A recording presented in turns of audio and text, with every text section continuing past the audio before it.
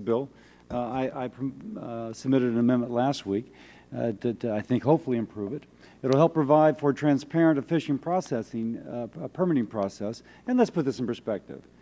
Absolutely, government regulations cost jobs. We just had an economy that shrank last quarter.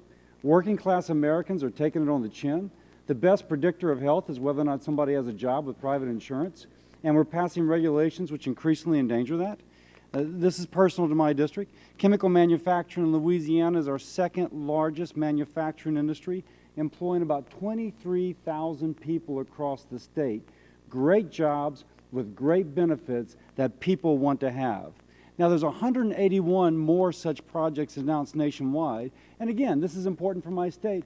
Of these 181, 39 are announced in Louisiana, representing about $29 billion in new investment.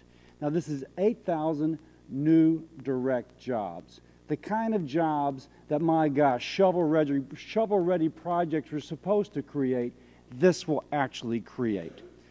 That said, the current permitting process creates delays and creates uncertainty.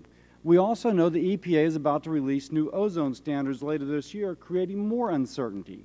As one example, in April, the Baton Rouge Chamber of Commerce wrote to the EPA's Clean Air Scientific Advisory Committee about the potential ozone standard revision. They said such a revision would significantly damage the business economy in Baton Rouge and the entire state of Louisiana.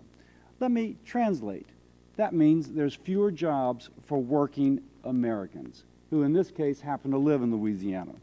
Now, just last week, EPA proposed sweeping new power sector regulations, again threatening our manufacturing renaissance. For example, in Louisiana, EPA is proposing a 40% reduction in greenhouse gas emissions between 2012 and 2030. If this is allowed to proceed unchecked, it'll raise electricity prices and jeopardize job growth. It just makes sense. You have certain input costs. One is labor, the other is energy. We cannot compete with countries like China on labor costs, so we have to beat them on energy cost. When we lose on energy, we lose the job. What Mr. Scalise said is absolutely true.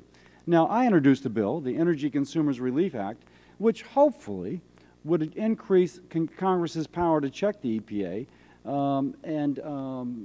This act provided for more transparency and more interagency review of programs with projected costs of more than $1 billion, requiring the EPA to be transparent about cost and that other agencies review EPA's rules for their economy-wide impact.